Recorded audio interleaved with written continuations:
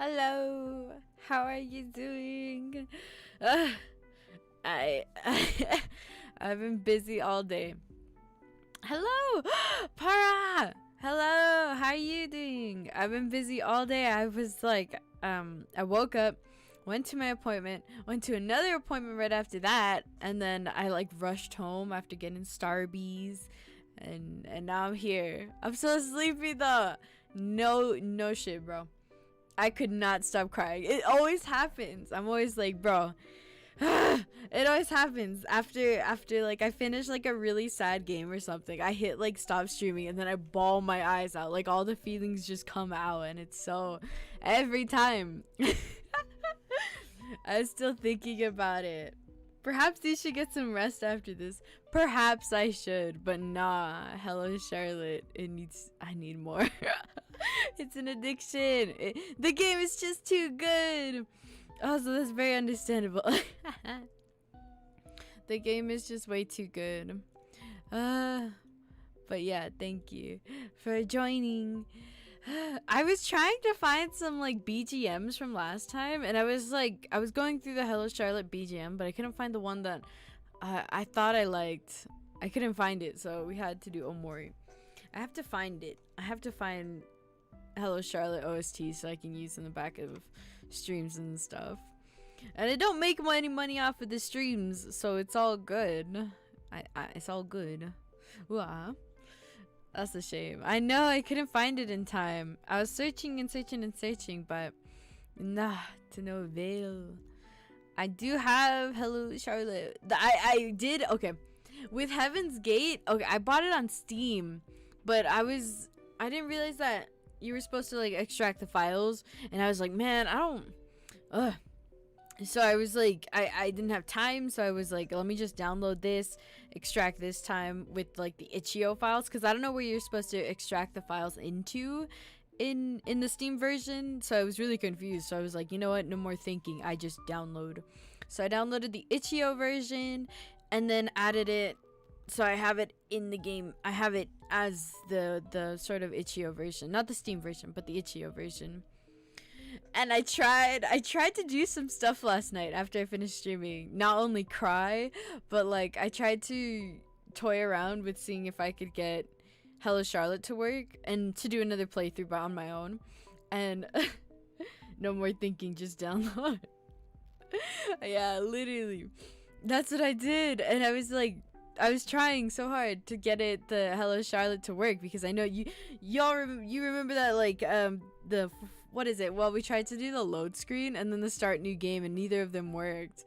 And so I went through the files and I tried re-downloading it, but I tried to delete the file that it said I should delete, and then I tried to re-download it, but it wasn't working. I think I need to do something else, but I haven't figured it out.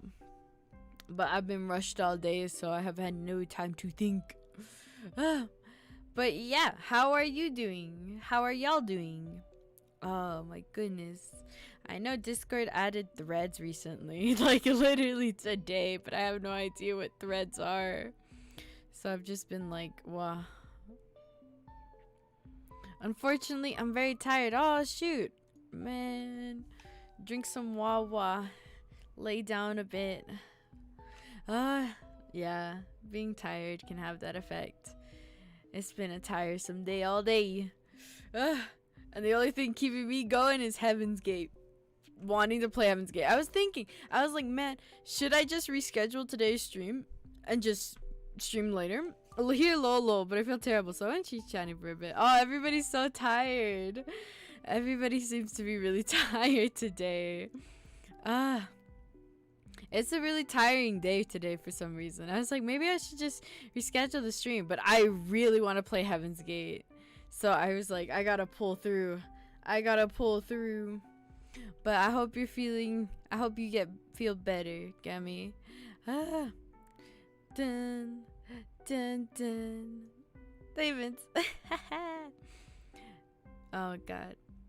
Dude, I was like looking at Hello Charlotte videos since I finished episode 1, 2, and 3. So I was like, okay, I can look at some videos and it won't get too spoily. And I found this what is it? This meme comp, but the name of the meme comp was like Hello Charlotte memes for the 10 of us who actually played read it. I was like, is the community that small?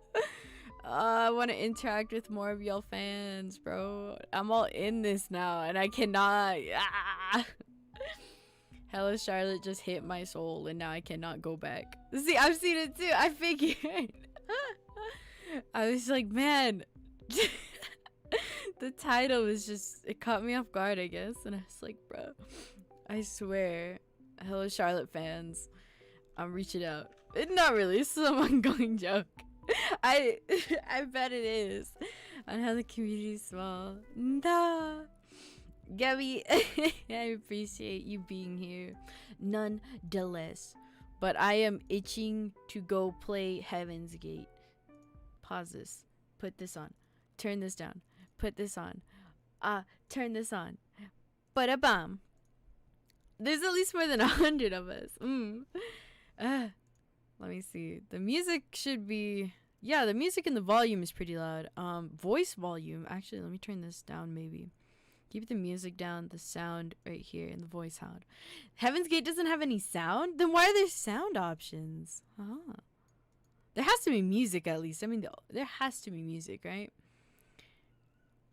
Disabled. Rollback slide. Skip scene.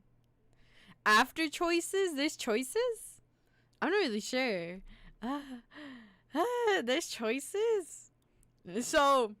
Well, I'm pretty sure just from the picture, this is Charles, this is Vince, and then this is, I think, Henri. And I don't know if this is Charlotte or not, but that's what I think. I didn't realize it was them until I played episode 3. The Heaven's Gate picture makes a lot more sense with playing episode 3. So I was like, the entire time I bought this before I played episode 3, and I was like, what? What is it? Start. Oh. Yes, definitely. I wonder if I'm just going crazy. No, there is no music. What the heck? Heaven's Gate. Number 1, Vincent Fennell. Is it really have no sound? Like, absolutely none? Okay, well then I'm gonna make an adjustment. For now, we'll just do this. I don't know if this will fit the sound, but we'll have it in the background nonetheless. Vincent Fennell is watching a small trail of ants go by, his gaze remaining disinterested. I approach him out of curiosity. Hey, so tiny. A winged ants, that's rare. Ant. They're so small. Vince, they're babies. That's good, bugs are yucky. Look. He gets up from his knees and steps closer to the ant trail. Oh, more music.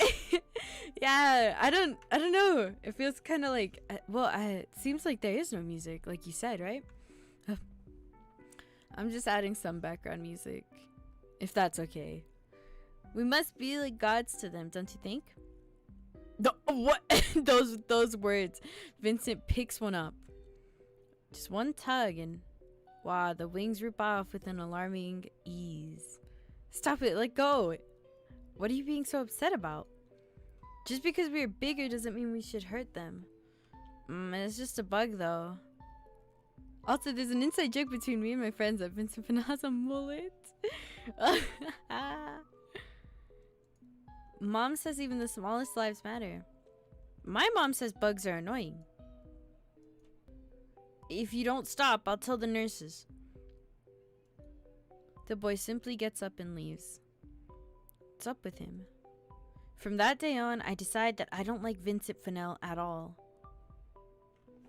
2. Tazos? It's lunch break. Everyone's trading stickers and hoarding Tazos. Tazos? Dang, no, my friends are into Hello Charlotte.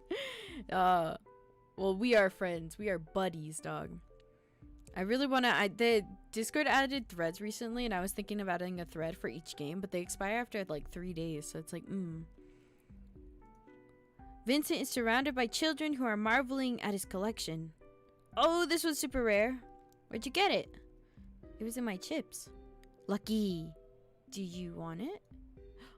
Can I have it? But I don't have anything good to trade you. I don't mind. Just choose one that you don't have then. Trade with me too. Me too. What are you looking at, Charlie? You want to trade too? No, my mom says chips are bad for health. Boring! Vincent, look, I have holographic ones. What's so special about him? All he has is packs of towels.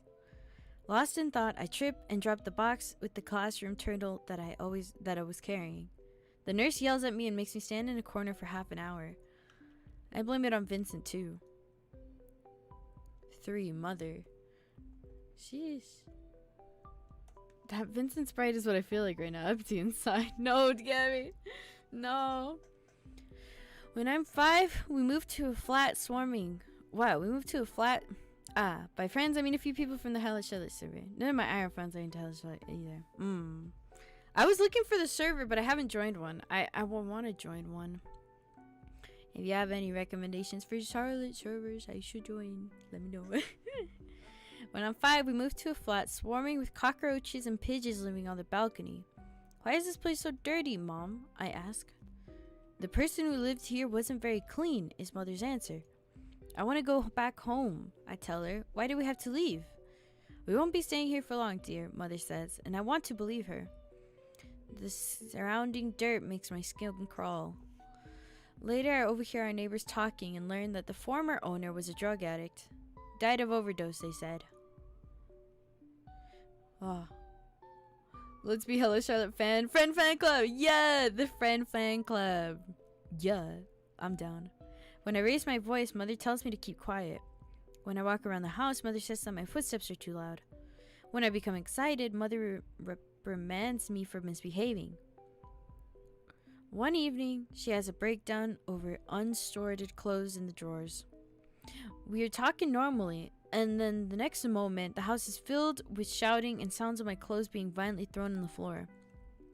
There must be something else she's angry at, but I'm too young to understand. Wow. Shit, dog. I apologize over and over, promising I won't do that ever again, as if I've committed a grave sin. I'm sorry, Mother. I can make everything right. I won't become a burden. Concert? Oh. We're having a concert to celebrate autumn. Our nurses are wearing dresses with paper maple leaves sewn into them. I recite a poem aloud, trying not to mess it up halfway. It has 4 lines. I'm so nervous that my voice comes out too quietly, even though I recite it perfectly. Vincent got 6 lines. It must be because the nurses think he's the smartest in the group. Vincent's so tiny! And he has a yellow shirt. Yellow swag color. Yellow here too. Hell, even he goes to the chess club.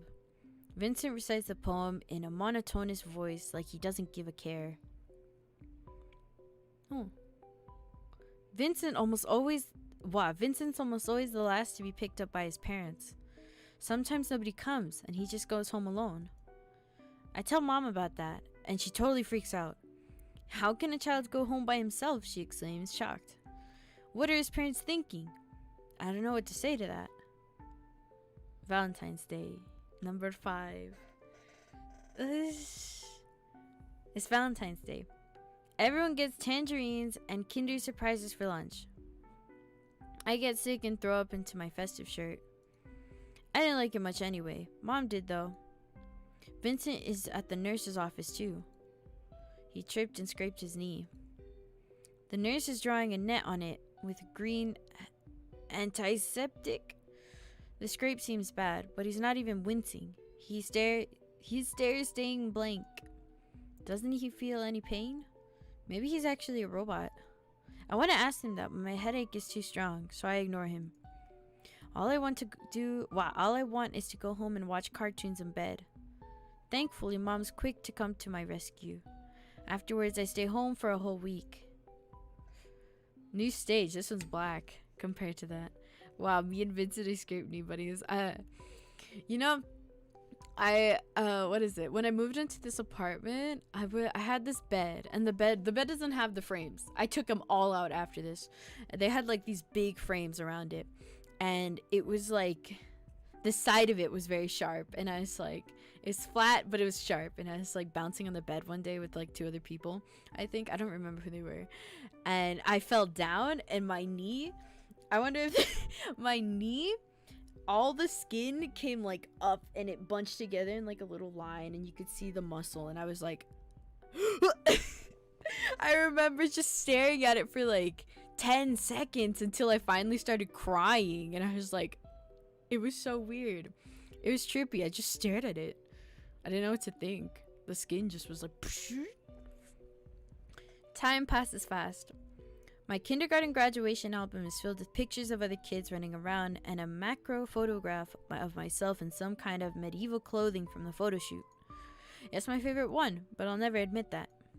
I can barely contain my excitement for the first day of school. Vincent goes to a different one, but it doesn't matter. I didn't like him much anyway. Sam and his friends. This one's black too. Elementary school is boring. I solve all the problems in my math workbook in one evening, and as a consequence end up dying of boredom at actual lessons. Shouldn't there be a faster way to do this? As the school day passes, I get so excited about my intellectual abilities that I point out others' mistakes every time I notice them. The girl sitting next to me seems to enjoy my company, mainly because she gets to copy my answers during tests. In the meantime, I find a new way to make friends. All you have to do is buy them food or share yours. Then everyone will gather around you, excited to get sweets for free. I spend all my pocket money on snacks, and I still end up being chosen last at PE lessons. It takes me some time and an after-school beating to learn not to poke my nose into others' business. I remember one time I was playing basketball in PE and fell. The scrape too took a month to heal. The school nurse also generously offered me a band-aid and an ice pack. Dude, when you go to the nurses and they give you an ice pack, do you get like an actual ice pack, or do you get like a glove and then ice in the glove, or an actual like, I don't know. I never get an ice pack. It's always like a plastic bag with ice, or like the glove with ice. It's not my fault people cheat on tests. I'm just doing what's right. At least that's what I think. Apparently people don't like snitches. Nor do they like being responsible or proper. While I'm doing everything not to be a burden, they're giving their all to cause trouble. I feel like this will take some time to sink in. Over the years, I learned to keep my mouth shut. For a moderately talkative kid, I turned into a complete class ghost. By the end of 4th year, everyone still calls me by my last name. This one's Blue reunion. 8. In middle school, we see each other again. Oh! Vincent looks more frail than I remember him being. Maybe it's just that I've gotten taller. When he sees me, he smiles. In fact, he smiles to everyone. The usual unchanging blank expression that he had in kindergarten is gone from his face, replaced with a mask. It's unsettling. Wah! I don't smile back. Somehow we ended up doing a class project together. By the time I gathered the courage to ask someone to invite me, everyone else has already found a partner. But there was one open spot in his group. The other 2 kids just want easy marks, so only 2 of us actually end up working. Vincent is surprisingly nice to work with. He's a good team player, very considerate, and giving his all to complete the task. I've gotten a Ziploc bag with ice. One time I was given one of those that was reusable. I thought there was water in the reusable ice pack, so I cut it open to drink the liquid. It wasn't water. No, can't be. How did she? No, dude. I don't think I've eaten anything else that's like not supposed to be eaten. I'm trying to remember. I feel like I've eaten a lot of stuff that I shouldn't eat, but at the same time, it's like my mind is blank. A complete contrast to most of the kids. For the first time in a while, I have fun working in a group. System notification. One incoming message from Charles. Here, I'm sending over the presentation files. Great work. Let's do our best tomorrow. He's thankful for my effort. This must be the first time in 5 years of school. I'm so moved that I put his name first on the project's title slide. That's really cute. It's the project presentation day. Vincent, who was chosen as our group's representative, has a clear, powerful voice. Unlike me, who gets so anxious that I start to stumble on every word, earning giggles from classmates. I hate myself for it. Regardless, our group gets the highest marks. Maybe teamwork isn't half bad, I catch myself thinking. Oh, a 9 weakling. I know the colors mean something. Vincent loses consciousness during one of our PE lessons. I've never really noticed it before, but he really has the worst stamina in the class. While I fail at speed tests, I can endure running long distances just fine. He, however, looks completely exhausted just after a few laps. After overhearing one of the conversations between teachers, I learned that Vincent has health complications. Huh, Fennell's not running again. I heard he has a weak heart. Or was it anemia? He is the best student in class. Maybe he's pushing himself too hard? People don't live that long. My uncle died from a stroke. Really? Vincent dying? The possibility has never occurred to me. Maybe children don't think too deeply about life and death in general. I look at him sitting on a bench near that teacher, watching us run. We never really talk. But I've been watching him for a while. So to me, it feels like we share a connection. Oh, this one's gray. Henrietta Warhol. OAKY I started suffering. I ditched PE so much. When I took freshman, because I had to take freshman year twice, I skipped all the fucking time. All the time. Oh, oops. I volunteered to stay behind on class duty. Henrietta Warhol gets bullied into it. The other girls call her smelly and cow tits. Jeez. And make her do things instead of them. So right now, she's unenthusiastically scrubbing a dirty desk with a wet rag. You should use this detergent to scrub it off. Don't tell me what to do, Eiler. Why are you even here? It's not your turn to clean. I like cleaning. Or more like, I can't trust anyone with it. Everyone's too sloppy and lazy to properly clean all the dust. Just thinking of sitting behind a dirty desk makes my skin crawl. Weirdo. You can go home. I plan to stay after lessons anyway. I have piano class coming up in 2 hours. Just enough time to clean and do homework. No, I'll stay. They're waiting outside. If I go too early, they might think I'm slacking off. Damn, that's complicated. Damn. Wait, that came off weird. That came off to me like, damn, okay. I'm sorry. Why did it come off like that to me? I'm so sorry. Okay. We clean in silence. I don't really know what to talk about with her. Henrietta doesn't seem like she's up for discussing homework either. I don't find it weird that there's no music in this game. I mean, real life, there really isn't background music. Yeah. It kind of feels natural to have no music, doesn't it? Hello Charlotte episode 1 to 3 does this too. Every time we're in the false realm, there's always music playing. Or if we're in the true realm, there's only music when something isn't a part of reality happens or something of the sort. Really? Maybe I never noticed that. I don't think I ever noticed that. That's interesting. Henrietta doesn't seem like she's up for discussing homework either. Henrietta? Yeah? Give me a hand. Oh, I placed a candy in it. Here, good work today. Carrying snacks around still remains a habit of mine. Might as well try to win Warhol's goodwill with it. Henrietta stays weirdly silent. There isn't anything wrong with it, right? Unless you don't like barberry flavor? What is barberry? Oh. Thanks. You're welcome. Henrietta awkwardly stumbles out of the classroom without saying so much as goodbye.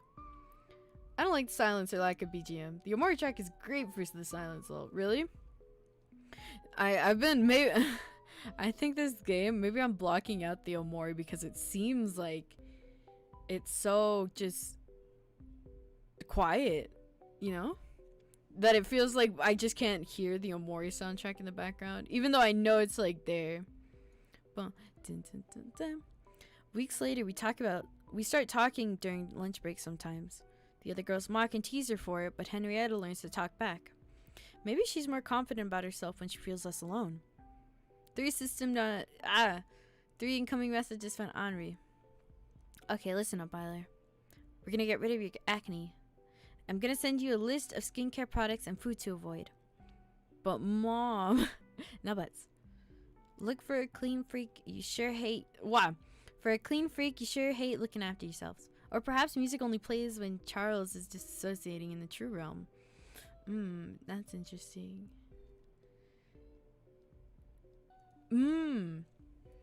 11 past. This one's black. Mother never tells me anything about her past or father, and I've never asked. It's something we never talk about.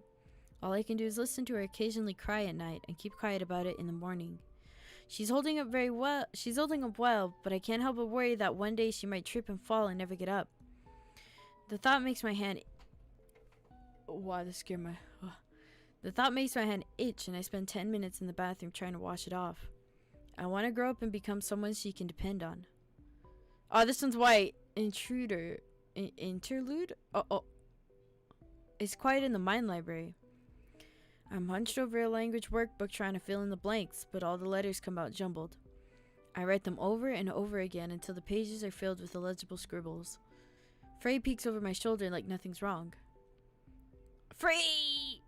Doing some homework again, Miss Withshire? You do know that's not your obligation to do it, don't you?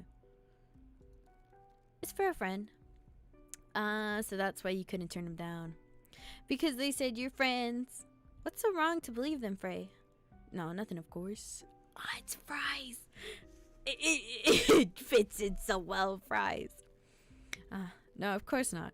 Miss Withershire is a very earnest girl, after all. Too gullible for her own good. You see? What your so-called friend used was a key word. A password that doesn't mean anything. You heard it and immediately thought of the meaning you had for it. You may have thought the other person meant I want to help and understand you, but in reality they meant I want to use you for my own needs. You sure they could have been honest with you? But would you be doing this for them if you knew the truth? Right? But that doesn't make them evil, per se. If they were the main character, I'm sure the viewers would understand their way of thinking. Frey runs his fingers over the messed up silence and stops at the period mark. Heyo, Buxy. The true evil lies in muddied words, Miss Withershire. Remember that. I absentmindedly look at the ruined workbook. Still, if I don't do as they say, I'll be left all alone. That is all I'm good for anyway. Frey leans his head on me, but I have no strength left to shove him away. You know that's not true, Miss Withershire. You just want someone to make you feel better about yourself.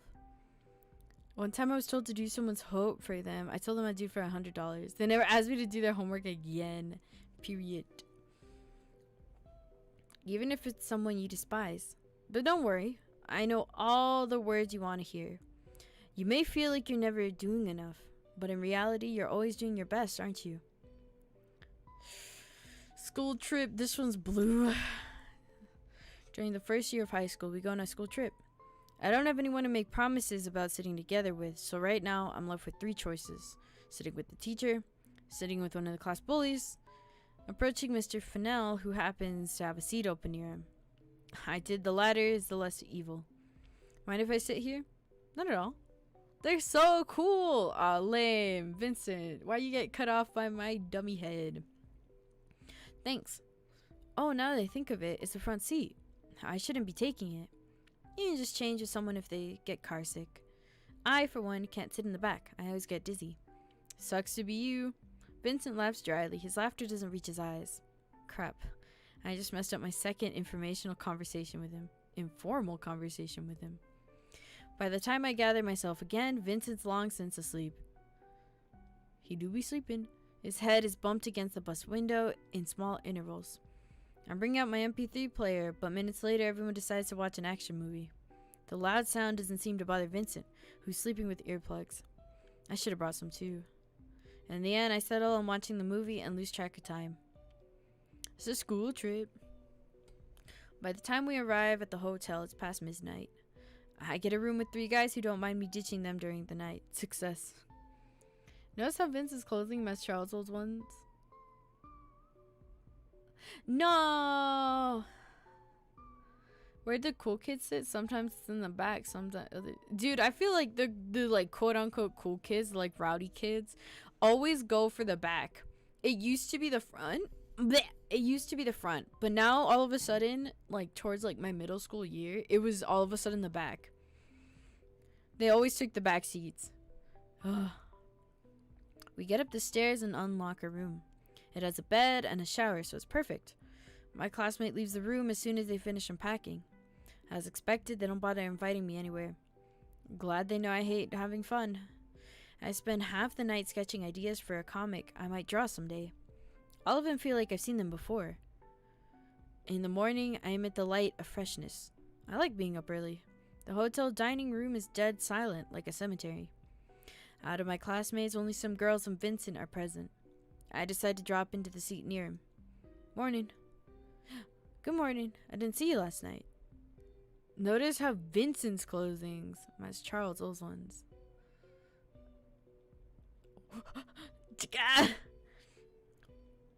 I didn't see you last night. Was getting my beauty sleep. Did you party with everyone? Of course. I have to admit, I have a hard time imagining you drinking. Why, I have a high alcohol tolerance. Unlike many. Don't remind me. I woke up to sounds of someone puking in the toilet next door. Pleasant, isn't it? My face says it all. Still, the image of Vincent downing alcohol like a glass of juice seems really funny to me, so I can't help but laugh out loud.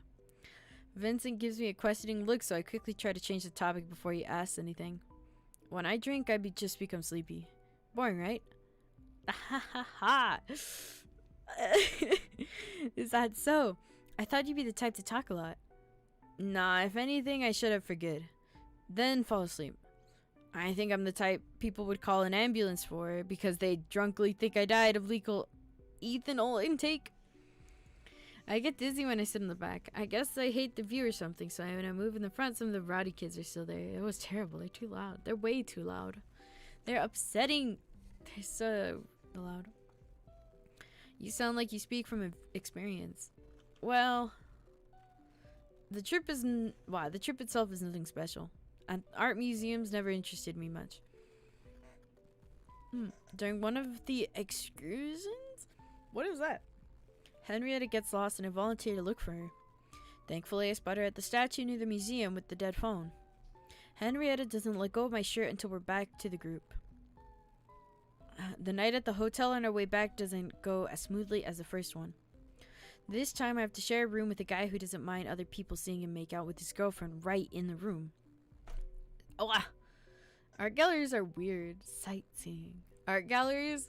Every time I go in an art gallery, I feel like I'm just going to start thinking about Ib and I'm going to get too scared to go near any of the paintings. I do so. I grab my jacket and make my escape. It's already past curfew. Probably not the best idea to spend the night on the hotel stairs, but whatever. Just as I start to doze off, someone shakes my shoulder. Eiler, you'll catch a cold if you sleep here. It's Vincent. Thanks. I didn't mean to fall asleep. Why are you out at this hour? I just want to get some fresh air. I do enjoy night walks. We're not allowed to leave the We're not allowed to leave the rooms at night, you know. Then may I ask why you're here? I guess I'm not a fan of voyeurism. No, this sounded bad. Forget it. No, okay. I guess there are problems with your roommate? Yeah, that's a pleasant way to put it. I could use less pretty words, but I'd leave a bad taste in my mouth. Vincent looks at the night sky. It's nice here. So quiet. I don't have to wake up to shouting. They're pretty relaxing though, but I feel like I'm not important enough to look at the paintings, lol. Everyone's wearing fancy clothes and I'm just wearing a hoodie and shorts. I feel like the people who overdress to art galleries are the problem. It doesn't feel like it should be a big deal. I feel like going through art galleries in any type of clothing is fine.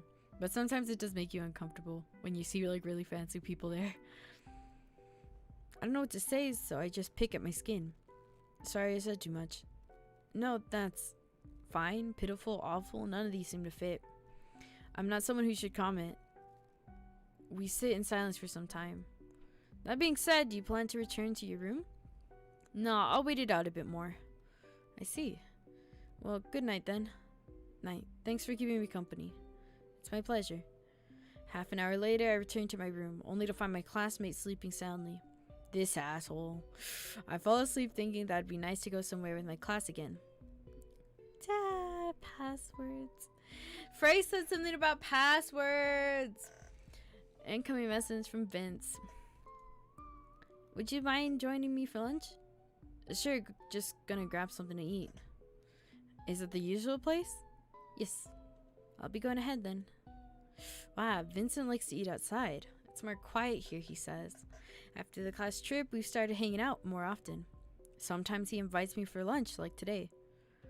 Do you think the education system is flawed? Damn, they having discussions. That came out of nowhere. Vincent brings a hand to his chin thoughtfully. Depends on what you define as awful. As concerning as it sounds, I definitely agree with Vincent. I enjoy it when I go to class field trips. It's a lot more calm, besides the noisy kids.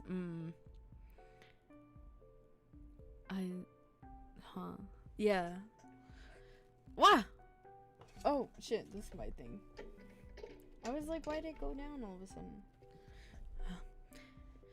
They talking deep. If the main objective is education... If the main objective of education is discipline, then it is essential to have a hierarchy. I'd rather think about having the things we learn. Like today's test, for example. Do you actually know what the entropy of isolated systems never decreases mean? Can you explain that? No, not really. I just learned the material needed to answer the questions. See? You only learned the answer the teachers wanted to see. Not only will you forget this knowledge, but you will have no clue what you were writing about. We're only learning keywords that we don't know the meaning of, and we don't gain any practical knowledge. Okay, I understand where you're coming from. If you can't use for theoretical knowledge, then it's meaningless, right? However, I would use this statement as an excuse to slack off. Or accuse people of bad teaching methods for that matter. Right? I just wanted you to hear me out on this. If given the opportunity, I'd like to change something myself. It'd be ridiculous to tell others how to do their work. I really understand. I think it's not just the education system that uses keywords though. Words that carry no meaning litter our speech in everyday life. Then mass media is just entirely made out of them. It's just template phrases that are guaranteed to cause a reaction. While the hidden objective may be entirely different. Yeah, like articles bashing local art exhibit are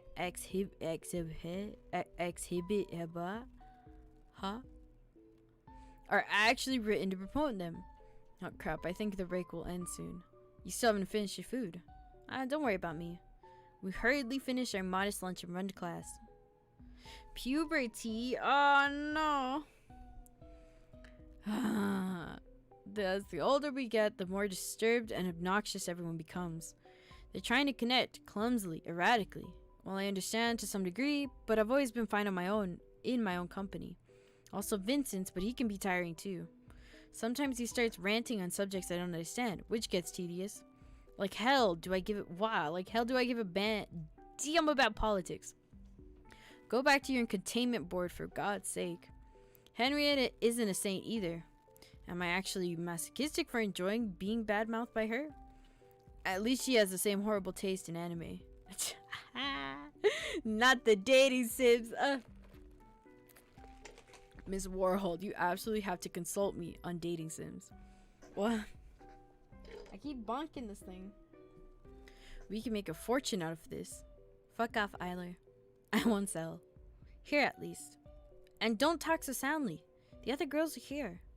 It's your fault for trying to seem something you're not. So how about it? You, me, a Dojin circle? No, I've never written a finished story in my life. Just copy the popular tropes. Everyone only wants the things they're used to. Go away, Eiler.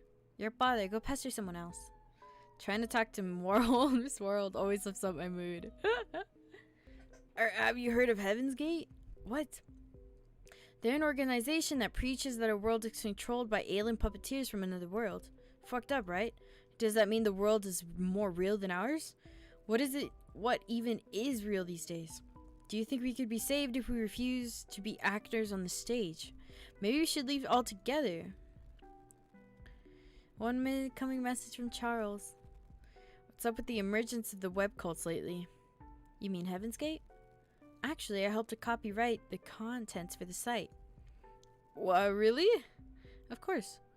Any kind of content has circulators. This one was meant as a prank, though. You don't actually believe that we're puppets on strings, do you? The text you wrote was awfully convincing, though. Haha, I'm honored. Why Heaven's Gate, though? We wanted it to seem big, despite it being a prank. Doesn't it sound like something promising? Yeah, it sounds pretentious as fuck. Doesn't mean anything, really. Just like Heavenly Kingdom doesn't exist. So an empty promise of virtue, huh? Still, isn't that kind of dangerous? People might believe you guys for real. That'd be silly, don't you think?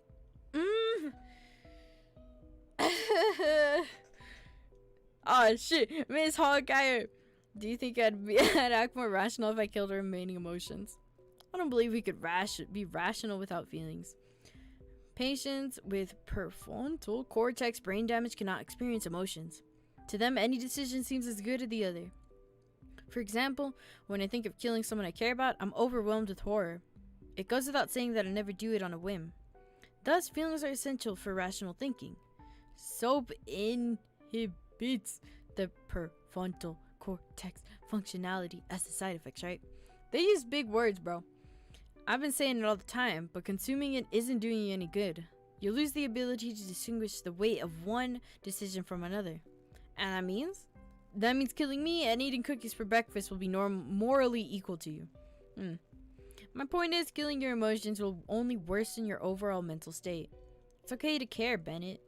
Bennett croaks out a laugh.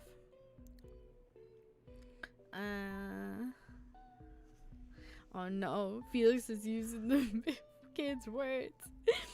Felix is using the big kid's words and I can't keep up. Even though I'm gonna be 19 tomorrow. Vincent peeks over my shoulder, startling me with his voice. Are you writing something? This barely counts as writing. Fennell steps over the bench and now is facing me directly. Are you dissatisfied with what you're making? No, not exactly. Not more than usual. It's just, I don't know how to communicate my thoughts to others. The whole plot looks too contrived. I stopped reading after the first page. Do you think your readers are stupid? No. If anything, it's my own fault that I'm a clumsy writer, not theirs. Then, do you not trust them? I don't. I mean, I really want to. But I'd be lying if I said I did. I see. If you can't bring it around no matter what, why not prove that you yourself can be trusted? Vincent leans closer into my personal space, making me recoil a bit. Show that you've done your research, that you're knowledgeable about the subjects you're handling, that you're involved as much as your reader is, that you're prepared to bare your mind and soul. His presence suddenly overbearing, Vincent looms over me. My breath hitches. I feel small. Wouldn't I be making a fool out of myself if I admit my weakness? Yes, it'll make you vulnerable. It'll leave you in the open, naked in public. Guts out. Come, Copperfield. Copperfield? Only for $1.99. Thrilling, right? Yet, still, you'll be the one in control. Because it was your conscious decision to reveal the information, and you hold power over it. With those words, Vincent leaves my personal bubble and drops on the bench beside me. Having nothing to hide puts you both at an advantage and disadvantage, but in my opinion, is that it's worth it. I suppose that's one way to go about it. If it were me, I'd rather have the work exist separately from its author. If anything, I prefer working as anonymously as possible. Yes, I'm not saying my approach would work for each and every person. You should choose what suits you best. But most importantly, don't underestimate your readers. Make them feel like your story is the best thing they'll ever experience. Make them feel like they can only feel that way with you. And there you have it, a story you can be proud of. If I'm my own reader, then yes, I'm kind of smooth brain.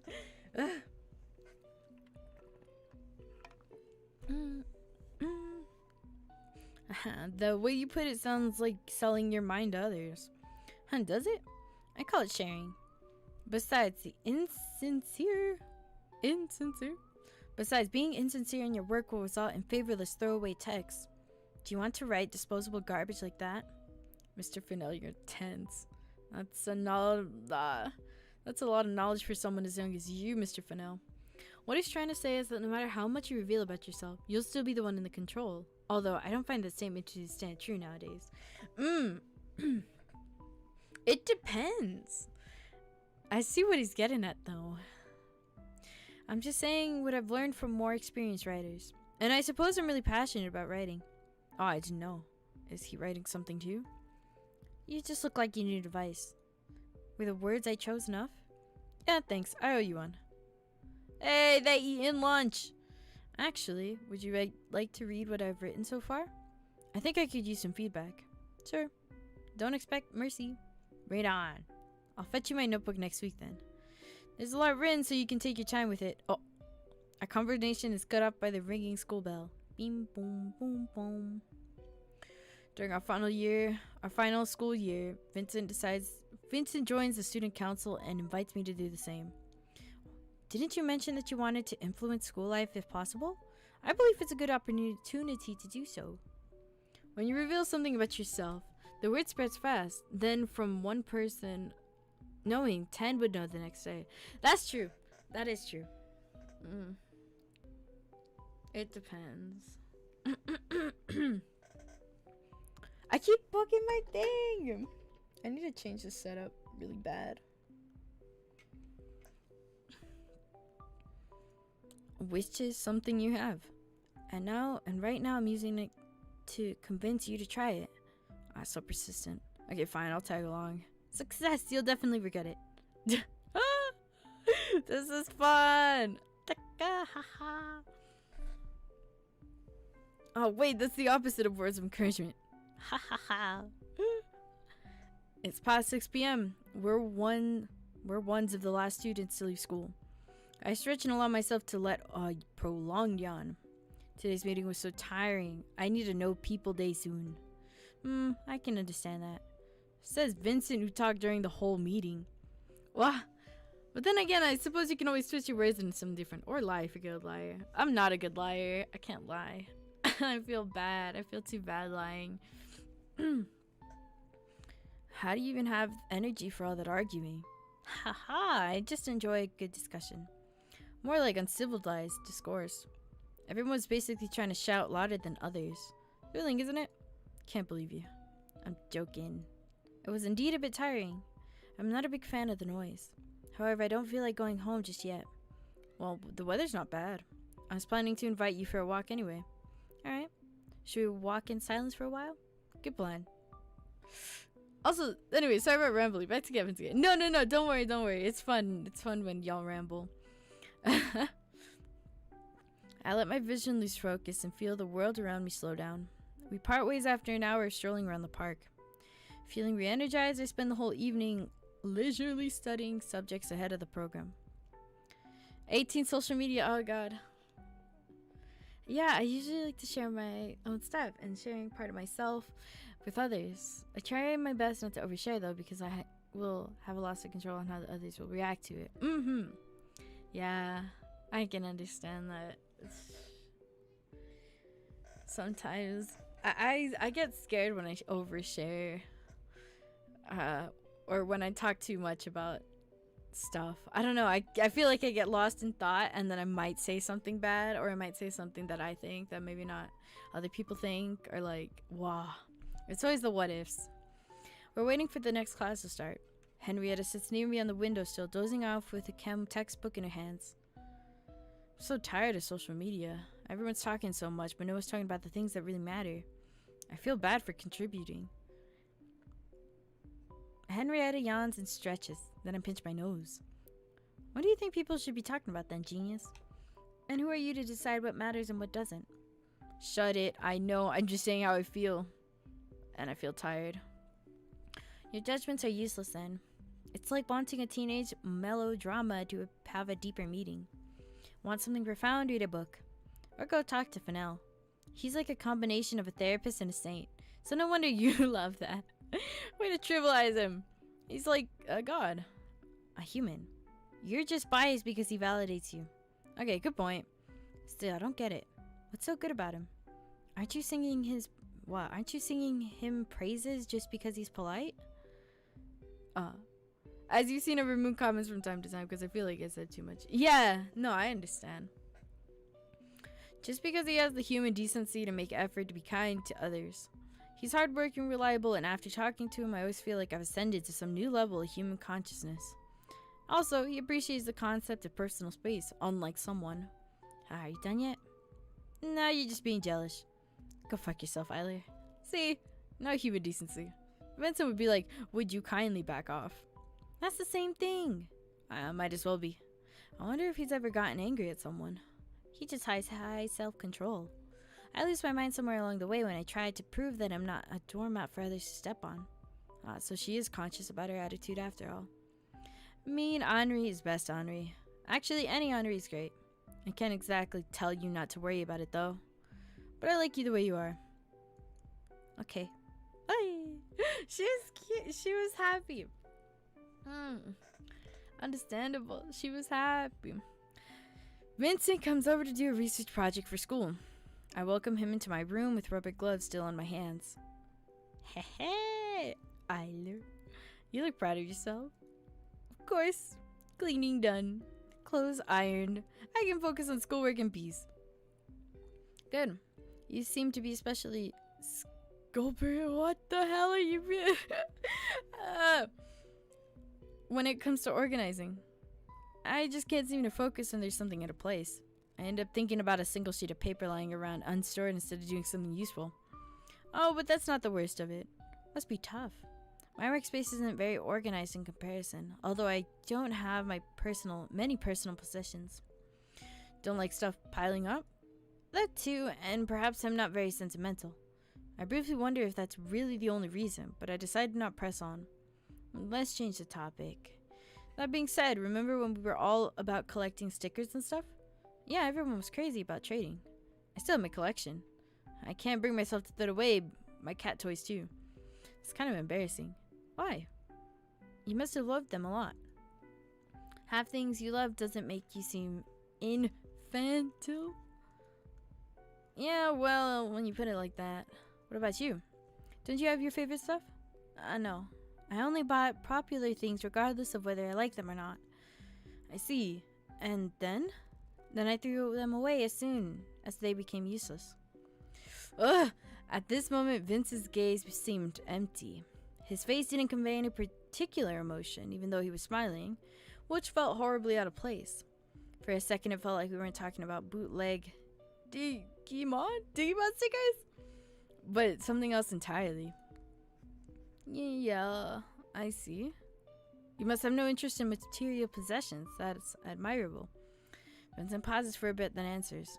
Yeah, that must be it. His words sound hollow. How? Dude, I can't throw away a rock I found years ago because it felt bad. Honestly, I can't throw away anything. I feel bad throwing away even a couple stuff, but now my closet's all piled up.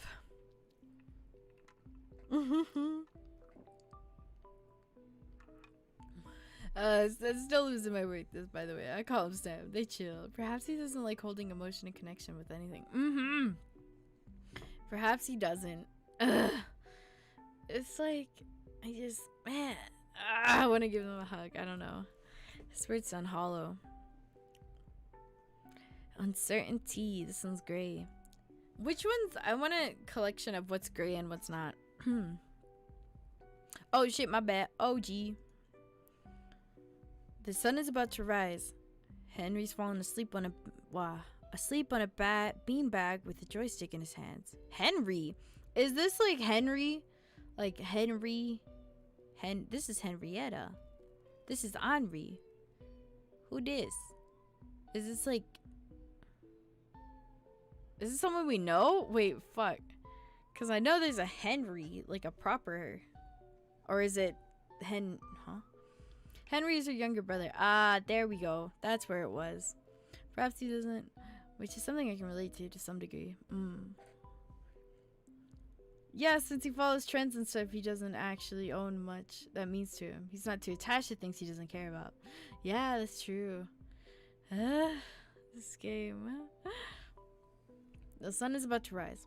Henry's fallen asleep on a beanbag with a joystick in his hand. Henry comes to hang out on weekends. Sometimes she brings her brother, whom she's begrudgingly babysitting. Right? We play video games and eat snacks.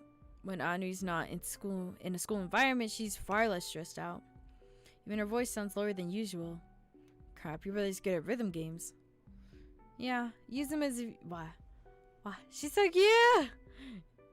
Yeah, use him as you'd like if you need to score some full combos. That's all he's good for anyway. Aren't you being a little harsh? He deserves it for being a lazy ass. Have you seen his grades? It's like he's made it a goal for himself to become the worst student of the year. Maybe his mind just works differently from the rest. Yeah, that too. But for the most part, he just wants to play MMORPGs all day. I want to help him, but I also want a break from all this shit. I'm tired of working at part-time jobs to help my parents sustain his lifestyle. Do you know how much console games cost? Add to that a monthly MMO subscription, gacha pulls, and merchandise. You'll get my monthly salary. Your parents don't have to buy all of that, you know? Henry says they motivate him, so if they don't, he just refuses to leave the room. Sheesh. Henry looks at the ceiling, contemplating something. Ellie, I was thinking. Yeah? Aren't we actually dating? What? Aren't we actually dating? Does that mean like, Henry starts counting on her fingers. Look, it's the 5th time I'm staying over. You take me out for nice food, carry my bags when I'm shopping. You even look after my brother when I'm busy. Aren't all these things a decent person would do, Miss World? Honestly, kind of want to learn more about Henry. Yeah, it seems like a character that's really interesting. It's... especially with what happened, we know what he looks like. And then I didn't... At least from my perspective, I still don't know anything about him. I fail to see your point. Aren't you the one who's always like, I wish someone would call me princess and take me on cute dates? We'd buy matching clothes and cuddle on a sofa. Henry nudges me with her elbow violently. Yeah, you're far from that. Please don't use that squeaky voice to imitate me ever again. Still, what should we call this? Does it need a specific term? If we're talking about becoming each other's possession, then I'm against it. No one ever belongs to anyone. Yet for some reason, everyone thinks a meaningless string of letters can bind the people to them. Is it normal to want something you can call your own? It rubs me the wrong way. That would mean treating others as commodities, which in turn contributes to a mindset. You use such hard words. Why? To a capitalistic society. You just had to bring your pointless philosophy into it. Just say it in normal people words. Sorry. I just don't know yet. Unfortunately, all we get is 20 seconds of screen time for him. For real. Ugh. Henry sighs. Well, me neither. Hold on, let me try something. Henry leans in and kisses me. What? Kisses? Huh? So I wasn't. It was supposed to be this amazingly good thing that every story leads up to, but it really didn't really feel like anything out of the ordinary. What if it was with someone else? I think it'd be the same. You know, I'm not too comfortable with physical stuff. Is there something wrong with me after all? Want me to hit you? Aren't you the one who keeps going on tirades about everyone expecting life differently? Oh, that reminds me. Charles is asexual. Asexual. Wait, which one's that one again? Wait, let me look it up. I forgot which one that one is. Oh, okay. I got you. Sorry, I feel like I'm constantly letting people down. Then find a downer like you, jeez. Or stop worrying about it. Just look at Fennell being comfortable in his own company. Vincent's always surrounded by people, though. He only started isolating himself just recently.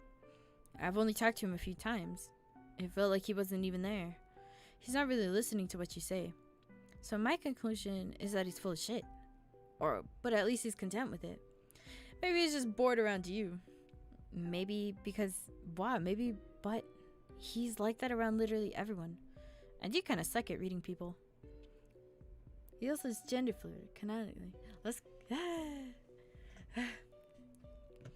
Charles is great. Fun facts. I bet Fennell's the kind of person who'd populate a planet with clones of himself and be happy about it. Haha, where did that come from? If I cloned myself or had my personality divided into parts, it ended in mass suicide. Now you're being weird. Anyway, I guess it's stupid to try to mold you into something you're not. Even if you do everything a romantic partner would, it's pointless if you're not feeling it. Sorry. There you go again. It should be a thank you, shouldn't it? You're right. Thank you, Henri. Paralysis. I wake up with a headache and I stumble into the bathroom to brush my teeth. I look in the mirror and notice that I only blink with one eye. Weird. But whatever. School proceeds as normal until I start feeling extremely fatigued during the 5th period. Henri's bisexual. We don't know anything about Vincent's gender and sexuality. Vincent is like one of the most interesting characters.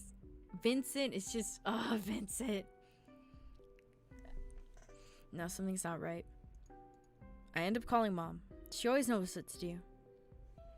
It does seem like your son has Bell's palsy. It might take around a month to recover. Great, out of all the rare illnesses, my body decides to get this one. Missing a month of school before exam sounds like the worst case scenario. Vincent's a mystery. I think, yeah, Vincent is a mystery. It's, it's just my face, half of my face staying unresponsive, yet my whole body feels numb. I can barely focus on the phone screen as I type a message back to Henri, who was curious enough to investigate my sudden disappearance from class. What message? You okay? Got hospitalized with face paralysis. The fuck is that? The fuck is that indeed? One of my eyes can't blink and my mouth is stuck in a convoluted grimace. Thank God no one will come to visit. I close my eye, one manually, and hope that the numbness will go away in the morning. It doesn't. Hospital food is tasteless. That doesn't really matter since I'm going to be discharged today. No one stays at a hospital for more than 2 days unless you're fatally injured. Mother asked her acquaintances to give me a ride home. What followed were 2 weeks of pills and 24-hour sleep. And 2 more weeks of staring at the ceiling because my mind couldn't focus on anything else. Henrietta came to visit while you were sleeping. She bought some printouts from school. Bless her. Among the stuff Henri bought, I found a notebook with Vincent's name on it. I hope you find these notes useful. Get well soon, said the note inside. I'm mortified. I ended up being a burden to them both. I try to shake the feeling off and be sincerely grateful, but end up being choked by guilt. I have to catch up, become better, more capable. If I'm not ahead of others, then my self-worth is no better than 0. I need to thank people who care about me soon. When I finally became able to come outside after what felt like forever, dandelions were in full bloom. This ceiling can be surprisingly interesting to stare at. I feel like when I just look at the ceiling, like when I'm, oh my god, it only, like when I'm in the dark or something and I just stare off into space, I look at like different things and those things morph into other things and then those things morph into scary things and I just go, why? And start sobbing. Vincent has his note buried into his notebook lately. He's definitely writing something, but I never pry. I think there are 2 ways to go about writing. To be the one in power, or to give power to your readers. You can write a piece so flawless and complete that your awestruck readers will be rendered speechless. Or create a flawed, seemingly incomplete work promoting the reader to contribute with better ideas. Which would you prefer? Playing God or making a fool out of myself. Tough choice indeed. So? The latter sounds like less pressure, so I'd like to take that one. That way every reader can become a co-creator, even if they get laughs at my expense. I see. Besides, if something's considered ideal, you can only make copies of it without creating anything new. And that doesn't sound too creative to me. More importantly, what would be your choice? Me? Well, what do you think? I think you want to leave it at a rhetorical question. How are your grades coming along, by the way? Well, it looks like I'll be one of the few people invited to the award ceremony. Ah, you're amazing. I didn't really have a choice. Do you think you'll be able to graduate with honors? Nah, totally blew my cap in math grades. Took me a bit of time to come to terms with the fact that I'm not actually that smart. No, Charles. Wish I didn't grow up thinking that doing well in academics would guarantee me a secure future, though. The second choice is a nicer one. Or anything really. Right now, I just want to sleep my life away. Haha, by the way, how's your mother feeling? She's okay, surprisingly enough. I'm doing my best to help her too. Even if it means working in retail. I'm sure of it. She used to be far more violent before. Never laid a hand on me though. It's always something else. Utensils, clothing, books. The only thing I regret is that as a kid I tried to make her less aggressive by saying I'd kill myself. That was extremely selfish of me. You were a child. You didn't know any better. Still, it's so weird. Out of all my solutions, my 4-year-old mind always jumped to suicide. Vincent touches the bruise on his cheek, only somewhat consciously. I guess I just wanted to guilt trip her into caring. I see. So that idea isn't foreign to you. What do you mean? It's nothing. Don't worry. Sounds fishy, but as long as you don't want to talk about it, I'll bug off. Thank you. I'd hate being pitied.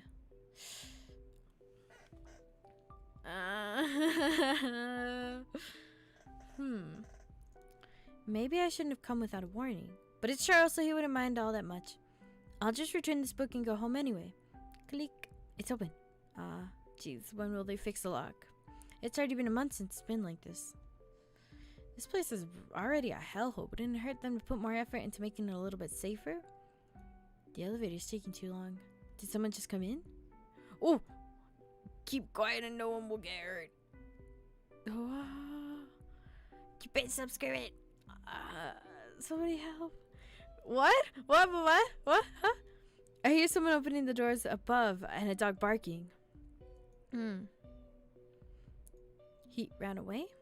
I can't stay here. Huh? Blood. Ring. Who could it be? Maybe I should pretend we're not home. Oh shit! Henri! Oh, there's a trail of blood behind her. It keeps dripping, staining the floor. What happened? Oh oh! Oh shit! Okay, don't talk. Mom called the ambulance. Henri, I'll help you lie down, okay? The blood will get everywhere. Don't worry about it. It's gonna be alright. If your lungs isn't punctured, that is. Here. Sorry for making what? Sorry for the makeshift scarf pillow. I'll get you a real one in a bit. I'll try to stop the bleeding now. But I only have theoretical knowledge about it. Forgive me if it hurts. Mom will Google the right way to do it, so trust us. Henri stays quiet. She must be in shock. I help her take off her shirt, and look at the wound, trying not to focus on the blood oozing out of it. It's most definitely a knife wound. Shit, dog. Okay, this should do it. I threw the bloodstained shirt into cold water and let out a sigh. The ambulance arrives quickly. I follow to the hospital, hoping that it's nothing serious. Shit. When I see Henri again, she has the same absent-minded look on her face. What did they say? No internal organ damage, but it's gonna leave a scar. That's good. It sucks. Why do things like this happen? Can't everyone live in peace? She begins to tear up. Why must I be cautious of every person I see on the street? Why must I be scared of walking alone? I'm scared too. Ever since we moved to that place, I've been paranoid of every sound. We got rid of the cockroaches, but the neighbors stayed. Want me to get you some pepper spray? I have some in my bag. I hate it. The fact that you speak of these things like they're nothing out of the ordinary. Because they're ordinary. My mom got stalked by some psycho for over a year. I got smacked with a broken bottle on the street some time ago. Our neighbor's dog got mauled by a pack of strays. Life is full of misfortunes like that. Fuck that. It's unfair. It is. But there's nothing we can do about it, can we? You're always like this. Ignoring the problem instead of doing something about it. Miss Warhold? What? What's with the sudden formality? I didn't get to ask, but what exactly happened back then? I don't get it myself. Everything happened so quickly. He told me to stay quiet, but I screamed my lungs out anyway. Maybe he just wanted my purse. Maybe something else? I don't know. I just wanted to return the book. Henri turns over and cries into the pillow.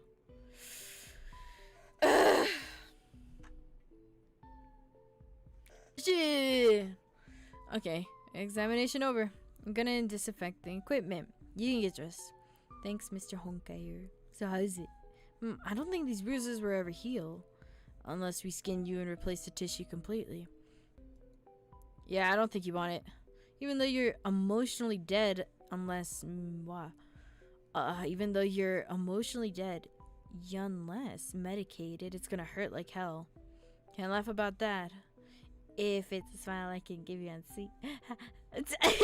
No, why can't you see it? You smile. I was that in the labs. Stop that. That's not funny. It's weird, Mr. Honkai. I'm so desensitized to cruelty and violence that I no longer feel saddened or shocked by them. I don't think I'm capable of crying either, or feeling anything really.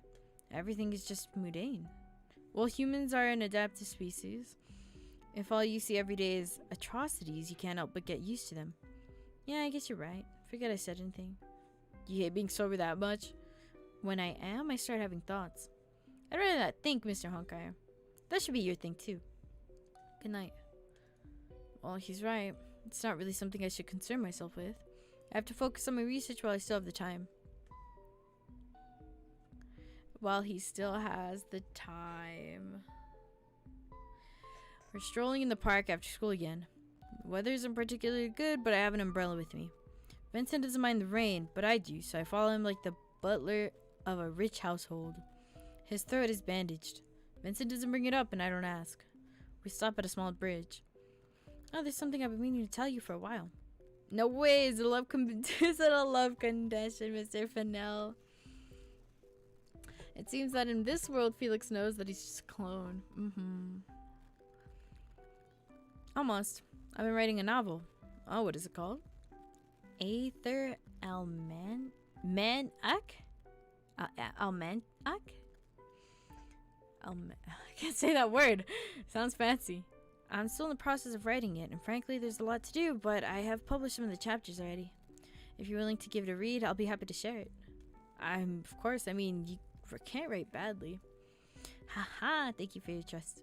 It's a collection of short stories centered around one divine being. It needs a lot of improvement. I don't expect my target demographic to be older than myself.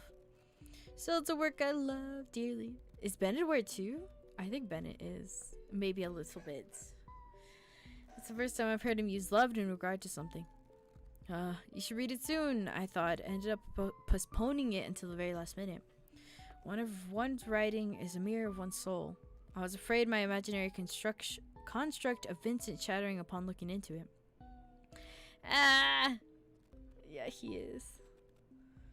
In the land of eternity. No! To your eternity. In the land of eternity, there lived a scientist, exiled from her old home, from her homeland, for heresy. Against their beliefs, she decided to travel around the world to see all its wonders. She saw civilization rise and fall. Stars exploded and new forms of life come into existence. After thousands of years of wandering, she began to grow weaker in her limbs. She walked and walked until she stumbled and fell to the ground. Inazuma, no! She lay there for days, unable to get up on her own. People passed by. Someone asked if she was feeling unwell. Someone pitied her and gave her food to eat. Some gave advice on how to get back on her feet. But nobody extended a hand. One day she felt someone lift up her weakened frame. She looked up and saw a being she couldn't quite describe, as if its form was constantly changing. It was the most fascinating sight she's ever seen. Who are you? The scientist asked. I cannot be defined by mere words, it laughed, amused by her question. Some call me White Queen, but that was only one of my many masks. I am neither a man or a woman, for I am not human. They say meeting me is a great blessing that happens once in many millions of years. Therefore, how about I grant you one wish? The being offered. Say, what do you wish for? The scientist thought of an unlimited knowledge and the world's treasures and inflammable health, but none of these words interest her any longer. Can you remain by my side? She asked, her voice growing weak as the realization that she grew tired of solitude dawned on her. Unfortunately, I cannot grant you that wish, as nothing can bind me, was the divine's being answer. The scientist hung her head low. However, if it's a prolonged partner, you want metaphors. Metaphors. This is science! My head's going everywhere with this. However, if it's a lifelong partner you want, Without much as a warning, the creature tore off the scientist's finger, and her identical copy grew from it. As the scientist screamed from the sharp pain that pierced her, the relentless god spoke again. It knows everything you do and understands you better than anyone ever would. It'll never leave your side and remain you in life and death. When your sight fades, it'll become your eyes. When you lose your strength and your legs, it'll carry you in its embrace. Together, you are one. I saw a dream of falling into a pit of identical corpses and waking up in a cold sweat. Different. Damn, how many? I think that's the poems is Vincent's. I was thinking that was Vincent's like story, because he said he made like a bunch of short stories, and I think that was like one of the many short stories, but that might be me being wrong. So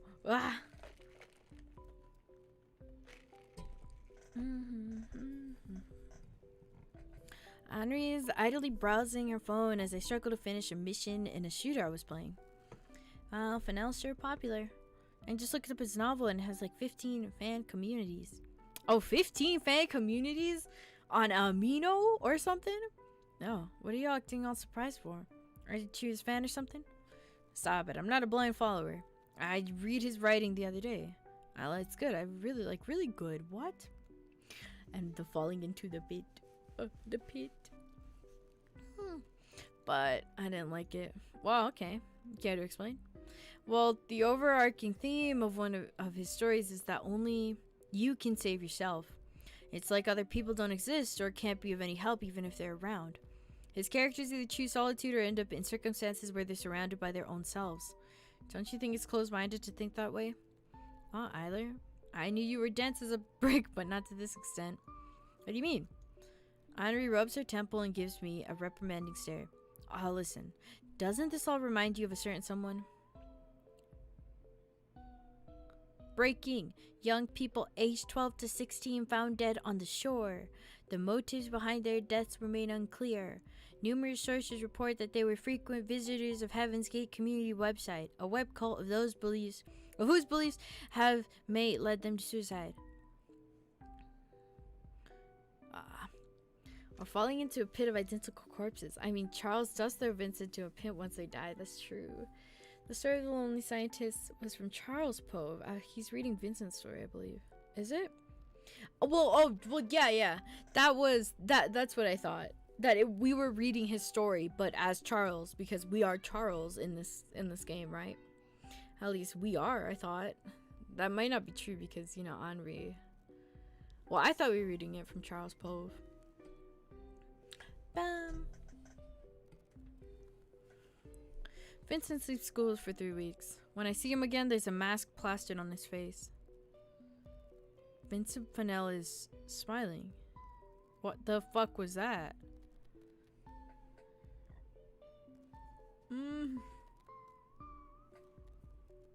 It's dark in the morgue. Bump. We sit on the cold ceramic floor. Felix Honkai doesn't have long left to live. How are you feeling, Mr. Honkai? Tired, but that's nothing new. Is everyone pulling an all-nighter because of me? Yeah, even Florence didn't hold back on soap. Felix sighs. Even though I did nothing to deserve this kind of treatment, you'll choose to act stupid. What are you sulking for, idiot? You'll see me tomorrow. That person won't be you.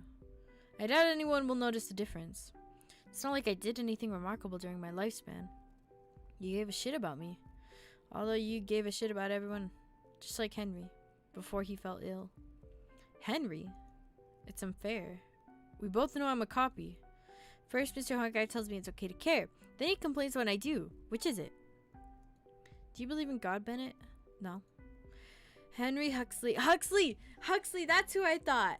Because Henry... It was Huxley that I was thinking about earlier. Henry Huxley isn't someone who's shallow as that. I see.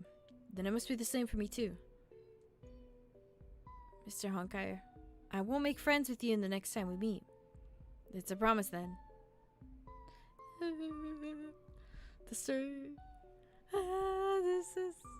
I'm in pain. The exams are stressful, but they're nothing I'm unprepared for. After all, I've always been a diligent student. I get paired with Henri during the language exams, and we fly with passing colors. Vincent, however, remains as distant as ever. For the past month, we haven't gotten to talk at all. I wonder what he's thinking. How disappointing. I can't seem to find any topics to discuss with you either. No, Vincent's not that petty. The fact that you thought of me like that makes you the petty one. The truth is yours, imaginary Mr. Fennell. I understood the way I use words impacts people around me, so I decided to use distance. I decided to distance myself from people who are easily influenced. More plausible? But doesn't that mean he thinks very little of me? There's no guarantee that we'll keep in touch after graduating either. I can't shake off the feeling of frustration welling up and end up losing sleep at night. I'm so anxious that I decided to discuss it with Henri. She likes food, so I lure her in by inviting her to a cafe. He wrote, "What?" Henri stabs the cherry tomato on her plate.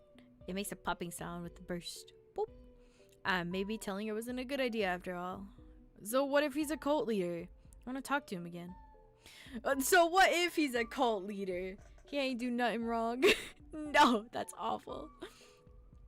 Besides, he helped co-write the text. It's not like he's involved in wow, I cannot speak. It's not like he's involved himself in their activities. Your moral compass just did a complete 180 right now. Listen, I'm sure he understands the weight of his actions. His current isolation must be just damage control. Are you sure he's not a control freak who enjoys having power over others? So what if he's a cult leader, Charles? Imaginary versions of people you know is scary. No, yeah, I understand that completely, and it sucks so bad. God, Henri, are we talking about the same person here? He's the most tactful person I know. He wouldn't. If he commits suicide because he told you your imaginary world will become real, don't come crying to me. You can't cry if you're dead, Miss Warhol. Anyway, Fennell's dangerous, okay? People like him harm others without even realizing it. That accident confirmed it. If he's a writer, he should take full responsibility for the message he's communicating. And don't go, it's their own fault on me. But it is. Everyone has their own brains. If they decide to self-destruct after hearing they're in a video game, then they were already predisposed to it. They just saw the cult site and bam, confirmed bias activated. They just want a motive, they got it. I would never end my life just because I stumbled on some creepypasta on the internet. It would take more than that, like mother's death. Or my own health deteriorating to the point where I start hurting others. Then I stop it. I'm sorry. I don't think I'm complete right either. Circumstances are different in each individual case, I know that. I'm just worried about him. Knowing Vincent, he'll never talk about himself. Which is okay with me if that's what he wants. But if I keep ignoring this, what if... I think of running on the field. Children are laughing, illuminated by the sun. People like that don't live long. Fine, I get it. Talk to him when you get the chance, okay? I'm sure you two will figure something out. I walk Henri home and wave her goodbye. When I see Vincent next time, what should I tell him? No matter what I say, I find myself afraid of hearing his answer. Graduation! No! Have you talked to him though? Graduation day finally comes. Time sure flies. Charlie, over here. Henrietta! Charlie, you're gonna hang back. I'm sorry. Who? Hello, do you not recognize me? I think you just aged by 9 years. Oh wow, okay, 7. Stop kicking me, please. I know I look good. Easy too. I look like my father. And you hate it? I don't know anymore. All that matters is the mother's doing great. Better. I already passed my head. Okay, try to have fun today. Thanks, you too. I look for Vincent in the crowd. He's talking to one of our teachers, all smiles as usual. I join in as his shadow. Eiler, you look different. You look tired. Do I? A little ponytail. I suppose I'm not really fond of long ceremonies. Is Miss Warhol not with you? She's participating in a photo shoot with the other girls. I ran away as soon as I saw the camera. Vincent laughs, visibly amused. And it's all too stuffy in this suit. I have to agree. But there's nothing much we can do about it, right? Yeah, I want it to be over soon. By the time we get to the rented conference hall, it's already evening. The banquet doesn't interest me, but I'm already paid for it, so I stuff myself full with random appetizers. He has a mullet if you just focus. If you just focus on it. Wait. Vincent's dissecting a steamed carrot with the precision of a surgeon on a nearby table. That's so funky. That's like a funky ass image. He's dissecting it with like, oh god, I see it. He seems bored. The moment I decide to approach him, he's engaging in conversation with someone else. Too bad. I decide to look for Henri and find her surrounded by girls on the floor below. She looks like she's having fun, so I leave her to it. It dawns on me that out of all the people in class, I only managed to become somewhat friendly with 2. With the rest, I don't really have anything to talk about. Unless it's homework. Wait, I want to see the mullet. Wait, I want to look at him again and maybe I'll be able to see it. Maybe it's for the best if we forgot each other's names after we all go separate ways. In the corner of my eye, I see Vincent leaving the hall. You leaving? Just to walk outside. I can't see it. I feel like he just has a ponytail right here. And he's going whoosh. It's a bit noisy in here. Alright. It doesn't look like he's gonna come back. See you later then. See you. Crap, his coat is still here. When I run out of the building, Vincent is nowhere to be seen. I jog a bit to the main road until I spot the familiar silhouette. Fennell, wait, your coat. Ah, thank you. You needn't have run. I would have come back for it later. It didn't seem like it. Vincent covers his mouth with his hand, citing the surface emotion. Is that so? Mind if I walk with you for a bit? Sure. We walk in silence. There's too much on my mind that I can't put any of it into words. Ah, I understand that so well. Yes, Vincent with mullet dissecting carrots. What a sight. Somehow we ditched the prom night without really planning to. I don't think anybody is gonna look for me today anyway. We reach a viewpoint on the hill. It's the highest platform in the old town. Vincent is painting lightly, exhausted from climbing the stairs. It's pretty high up here, isn't it? I'm not fond of high places. It feels all too familiar for some reason. I feel sick. I like them though, even the air here feels clear. Vincent leans over the fence and inhales the night air. Being above everything. Leaving all those noise and commotion down below. Don't you feel the same? No? This hurts so bad. This hurts so bad, especially with like just yesterday finishing episode 3. Emotional turmoil does not end. I feel like I could fall down at any second. I see. Oh, are you alright? I crouched down, my head's spinning. I'm not alright. It's like we've been here before. Yet it's not the same. You never talk about anything that really matters, do you? Always all smiles and big talk. Talking, yet nothing you say has real weight to it. I'm sick of your smiling face. What? Oh shit, that's kind of that's creepy as hell. That's creepy as hell. I see. Should I say what you want to hear then? Or agree with everything you say like you always do? My personality has nothing to do with this. Does it? I'm led to believe that you're as much as a control freak that I am. No matter how much others worry about you, you decide to shoulder everything on your own. That's because of how my mother is. Smearl, no! That's because I don't want to be a burden.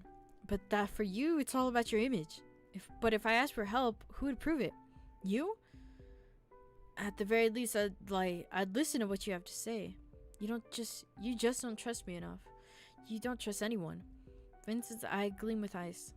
You're the only one who sees a problem. The only one who sees a problem in it is you, Eiler. You're not the solution to my problems. Neither I am yours, even though you seem to think otherwise. Needles and knives. His words pierce through, but I don't falter. I know. Yet I want to understand you. It's not your fault that I don't. You're someone I've always looked up to. You could do things that I couldn't and find the right words to influence others. Somehow the music somewhat still fits. Somehow the music still somewhat fits. It kind of I just have the background music, but I have it feels like the background music has been completely knocked out of my head. Like I cannot, like I do not know what I'm thinking of. If I like boost it up by 1, that's fine, yeah.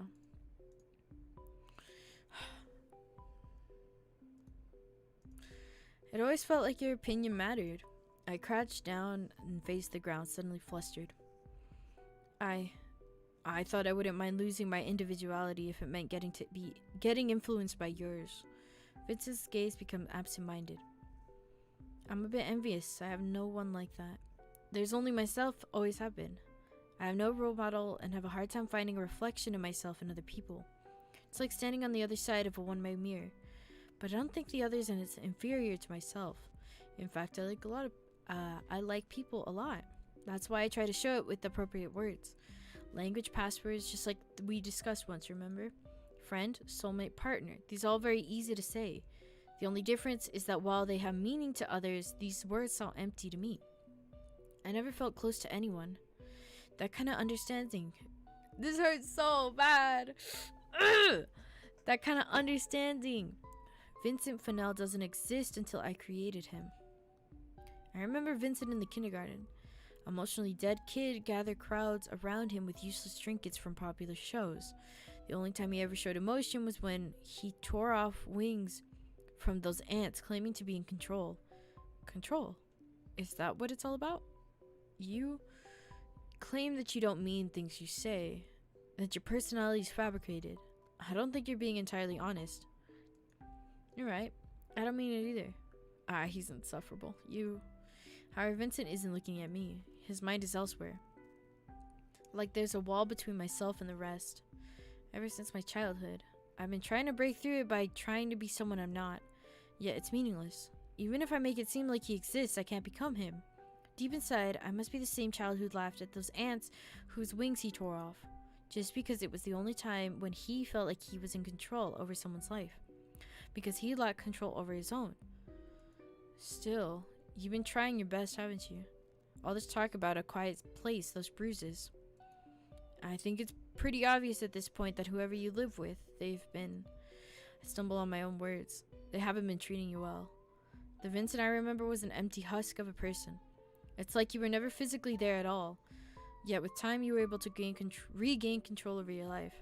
It's not like you became someone whom others look up to overnight. You worked hard for it, because you care. That's just the life narrative you constructed for me.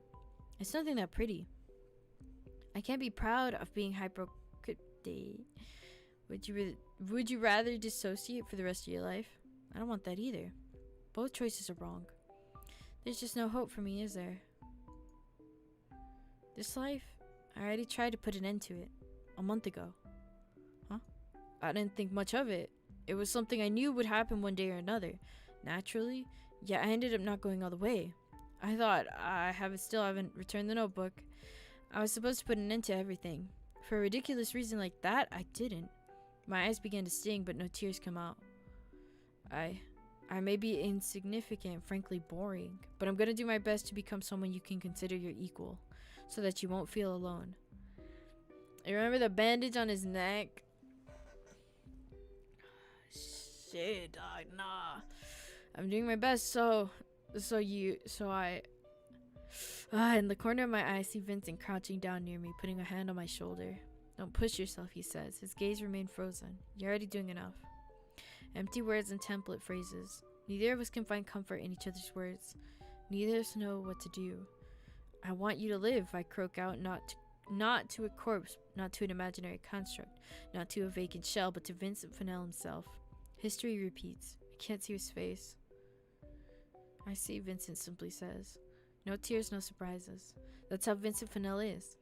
Yet his words sound almost thankful. Vincent gets up and extends his hand to me. Shit, it's like the story. It's like the story. Congratulations on graduating, Charles. I reach out and accept his hand. The future still remains uncertain. Yet I feel like I'll be able to fall asleep tonight. The sun rises. A new day has come.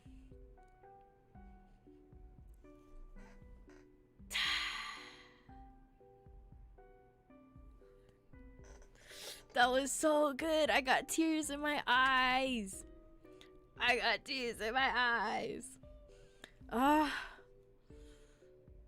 Phone message system. You're welcome. Man, there's something about like Etherane's writing that just fucking hits so different. There's something about their writing that just fucks me up, and I'm like, oh, this is so swag. Thank you for giving me so much pain, etherane. You are so cool. I enjoy this a lot. I swear. So I've done it. I've done it. I've done it. I finished it. I finished it.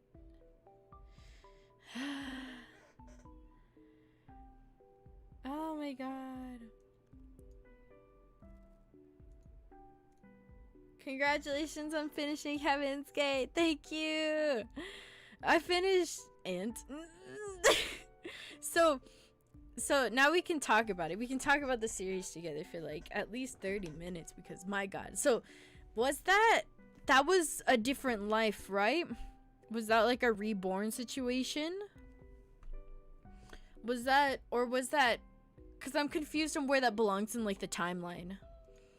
Where Heaven's Gate belongs in the timeline. Shit. An alternate universe, actually. It's an AU. Okay, it's an AU. Oh. So in this AU, man, they go to school together. And the other one, they were in the OG, they were just online friends, right? Trying to piece it together, but I'm not smart enough to understand the lore without like one of those guides, bro. So trying to think about it, it's like it's a world created by Charles Eiler from Ep 3. It's the life he wanted to have. Hi, new viewer here, and really enjoyed the stream. Really interesting topics, concepts these games bring up, though usually presented in sad, morbid ways. But I really adore this whole series. Hi, nice to see you, Red. It's nice to hear from you. Welcome. I always enjoy talking to new people. Oh god, my mind can never with theories. I connect things together in a way that can't be shared with words, lol. It's the Hello Charlotte series really became something like it's like one of my favorites now. It's definitely like a favorite of mine. It went from like something that I thought I would definitely enjoy to something that I am gonna go ballistic with merch. Like, does Etherane have like a shop or something? Because I'ma be Etherane's wallet for real. In this, Charlotte is able to stop Vincent. He tells him that he wants to live. Something he isn't able to do in the true realm. That's what I was thinking. Oh, that's what I thought. My god. Yeah. It became something. Because I noticed that. Whoop whoop, Vincent's all whoop whoop. What the fuck? Oh god. Oh my god. So in this one he's able to tell Vincent. But in the other one, their hands, they just kind of let go. It's like, I guess something decided. He already decided, right?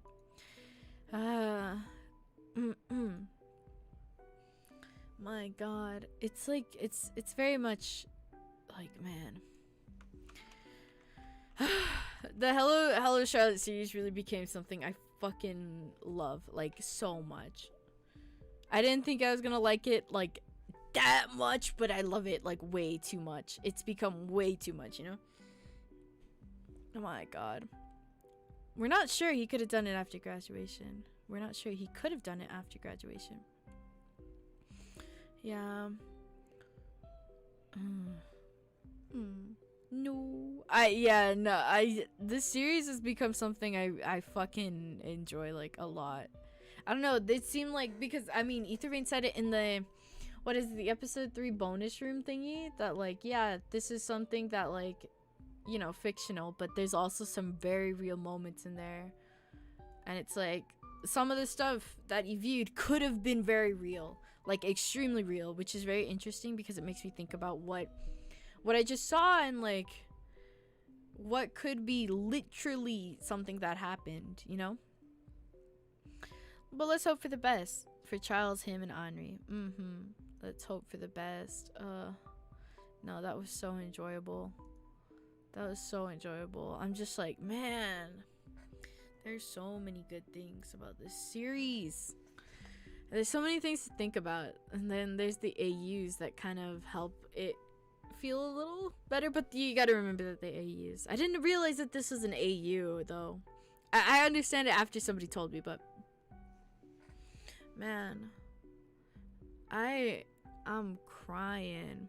I feel like someone I really fucking came to love was Charles, even though I met him in episode 3, because episode 3 I can't remember if he's been or if he was in episode 1 or 2, but in episode 3, even though he showed up like a little towards halfway, it was like, I don't know, he just fucking such a good character. And then see Vincent too, it's just like, my god, he was actually there the whole time. It's like I completely miss out on those parts because I'm like, it's just like, my god, I completely missed on those parts. And I didn't even realize until somebody tells me this. Man, somebody needs to make a guide for this game. Like, let me explain the lore. I wish I was that smart to be like one of those people that made those videos that are like lore explained. But it's just like, my god, it's like he was there during episode 1, 2. The whole Henri thing when she got stabbed. I was thinking about how she said and why she was cautious with other people. In episode 3, Charles mentioned that she carries a box cover she'll never use. That's true. In episode 1, you talked to him. Like, yeah, he feels familiar, but I guess I never noticed him until episode 3 when he, like, made a huge impact. At least to me, he made a big impact in episode 3. But it's like those characters that you just don't realize. You don't really give them a second thought until they go crazy in the world. They're going ballistic. They're so cool. The Hello Charlotte series honestly disturbed me so much the first time going through them. In a good way though, lol. Like, the story was just so good and everything made me feel so much. Yeah. This game is definitely... Maybe in the true realm something similar happened to her and now she carries it to feel safe.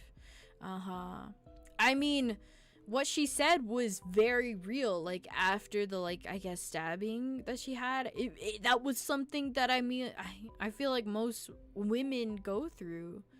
And I mean, it stuck out to me a lot because it's like, that's something that I think about all the time when I go out on walks, right? It is something so real that you can't help but like, man, it's just so good. It's just so good. And then you go, perhaps, I mean, the true realm scenes were from Scarlett's eyes. Yeah, that's the thing that's still tripping me out. That the true realm is from Scarlett's eyes. That not Charlotte, or I mean Q84, I think is the proper name, Q84. I can't remember quite well. It's just like, my god, there's so much. It's so much, but it's so good. It's so good. It's just like, my god, it's really good. This game is going to make me go ballistic. Wasn't Scarlett a Taluba in Charlie's Minds? I think so. I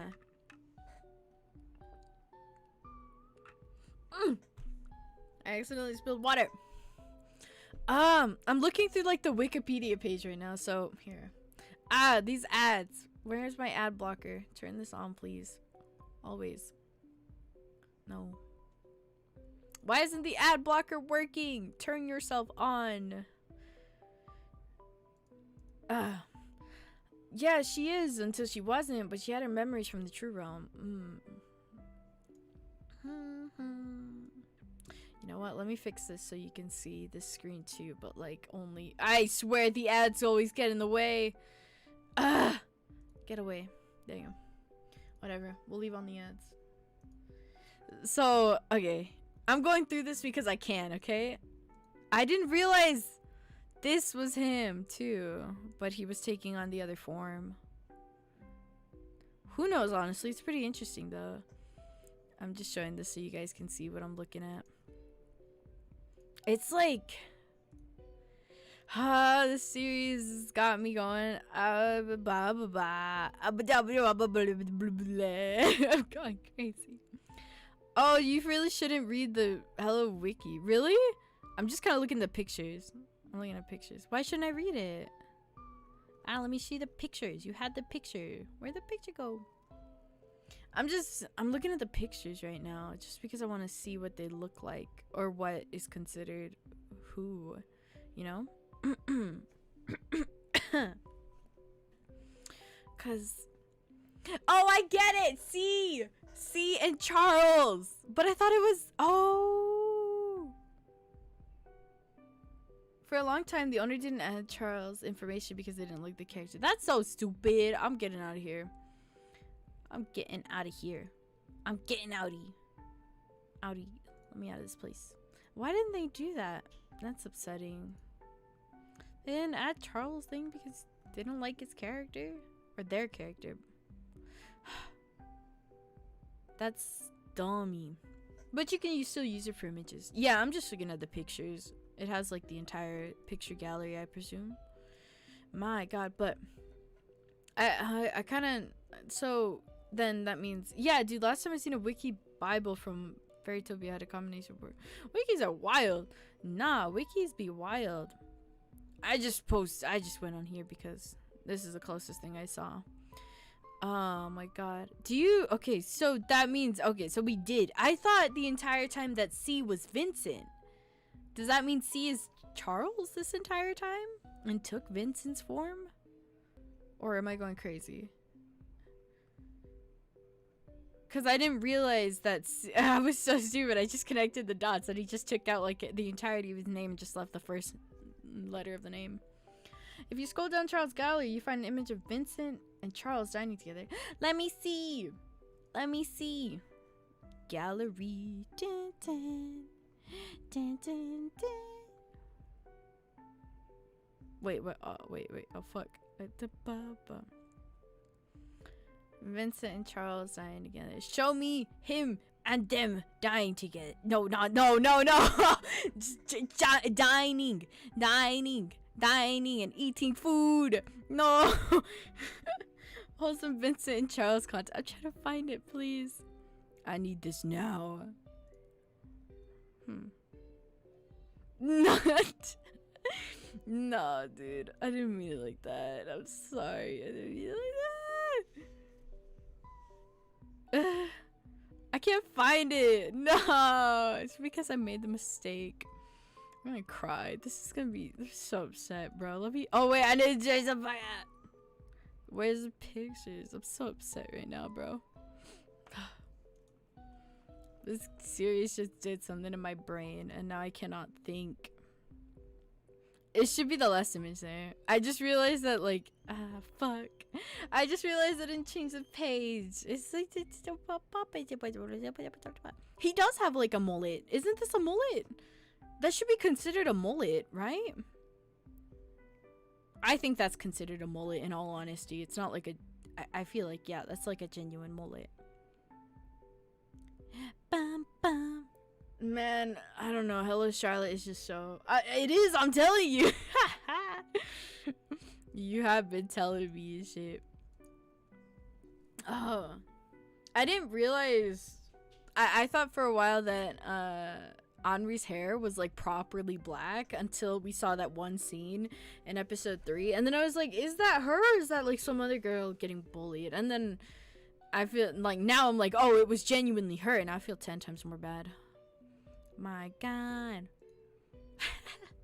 Also, I'm the one who added the image you just saw. You're the one who added the image? So swag. That is so swag. I got somebody from the wiki on my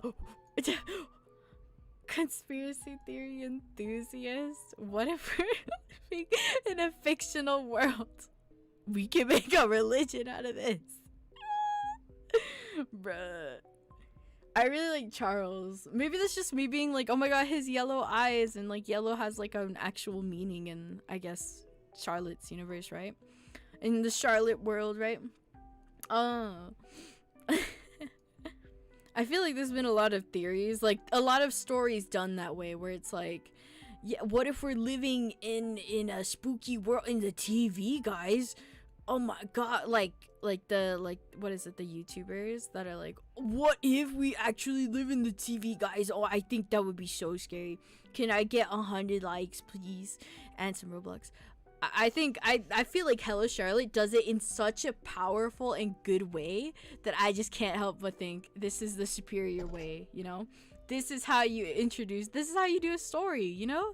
It's just such a good way to do a story. And it doesn't do anything like, I don't know, like cliche or something like that. It's genuinely like amazing. Ah! It's really good. It's really good.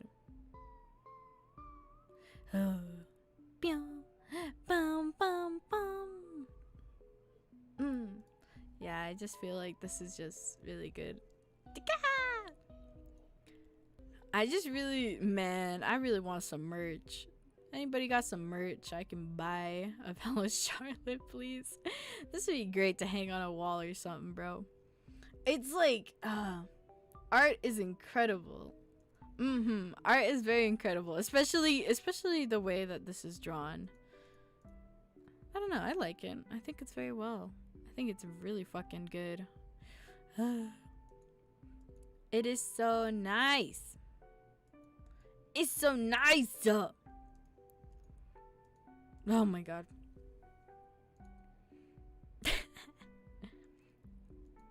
Dun, dun, dun. I'm sorry, I'm just like, my god, like this is I like Hello Charlotte a lot. But this should be it. This should be the last like Hello Charlotte thing. Unless, yeah, like you said, when etherane, are you planning to play Henri's Diary?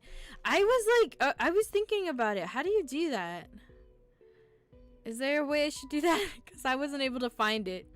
I guess I've been so preoccupied with trying to do the, what is it, the other things. Where did it go? Where'd my thing go? Oh. How do you find Henri's Diary? I wasn't able to find it. Ah!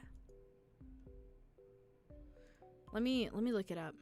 How are y'all feeling, by the way? I'm sure you probably have to play the Steam version. The Steam version is the issue. It's like the Steam version is the issue I was having, because Heaven's Gate wouldn't open properly. I needed to go through like the system files and then go through like the programs and properties. No, wait, that's the wrong Charlotte. Childhood's End. Properties, local files, browse, and it says Heaven's Gate. It says Heaven Gates right there. The thing is that I don't know where I'm supposed to do I just extract it into the same file? It's so wacky. I don't understand. I can try. Then unlock once you finish the game. Well then I think I'll save Henri's Diary for myself. I don't think is it? I think I'll save it for myself at this rate, because it was just so confusing on how I'm supposed to do this. It was very confusing. I didn't really get it. And I didn't think there was anything in the manual, is there? No, there's nothing in the manual for Henri's Diary. It's just it's just the, what is it? The same. Fair enough. I hope you enjoy it. Thank you. I hope I'm able to figure out how to open it. I just kind of bonked in the files and was like, okay. But yeah, thank you for stretching. Thank you for joining this little series. Next week I think I'm gonna be playing on what is next month?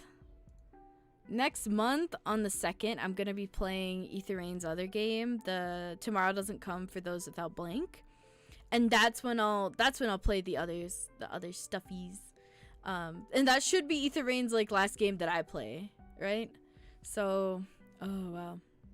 Let me fix this thing, because it's supposed to, this is on the wrong day. I'm supposed to play this game next week. Not in like 5 minutes. Put it here. There you go. But yeah, I'll play it next week on Monday. I'll play Etherane's I'm not sure about that game actually. Really? I feel like I'll enjoy it. I mean, Etherane's I really like how they write stuff. And I have it on Steam, so I'm vibing with it. It's not a part of the Hello Charlotte series.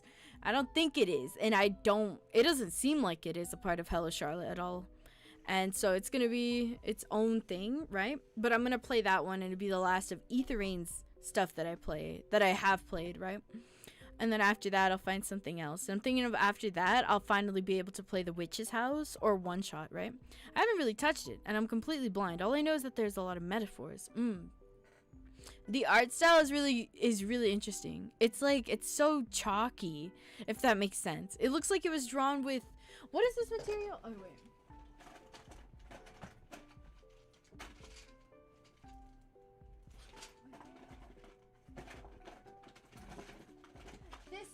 This stuff. It looks like it was drawn with this stuff. Compressed charcoal. I use charcoal a lot, so I was like, what? I don't remember the name. But it feels like it was just made with charcoal, honestly. It looks like it's just pushed out charcoal, and it's really pretty, and I like it because I use charcoal a lot. I use charcoal too, so I was like, wow. But yeah, I really want to see this. I really want to see this. So I'll play that next week on August, and then tomorrow is my birthday, so it's gonna be a birthday stream tomorrow. I think 7:30 is when I'm streaming. I'll play it through and piece the story together, so once you finish playing it, I'll be able to explain it.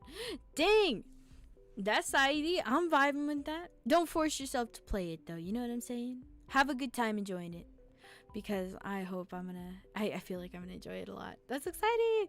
Yeah, the birthday, it's gonna be great. I'm gonna be streaming tomorrow at 7:30, 7 or 7:30. I'll make sure to let you know ahead of time, just like I always do on the Discord server, and on my Instagram. I'll have like things like, hey, it's this thing, like, you know, things. Yeah, thanks for the stream. Happy early birthday.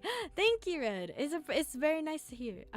But yeah, I'll be streaming tomorrow for my birthday, and I hope to see you then. Thank you for vibing with me for like a little while on Heaven's Gate. I appreciate it a ton, and have a good rest of your day. I hope to see you tomorrow for the stream. I'm gonna be just chilling, playing Animal Crossing and stuff like that, so we can talk and chat some more then. Okay, goodbye. See you tomorrow. Where's my ending screen? Oh, goodbye. Wow.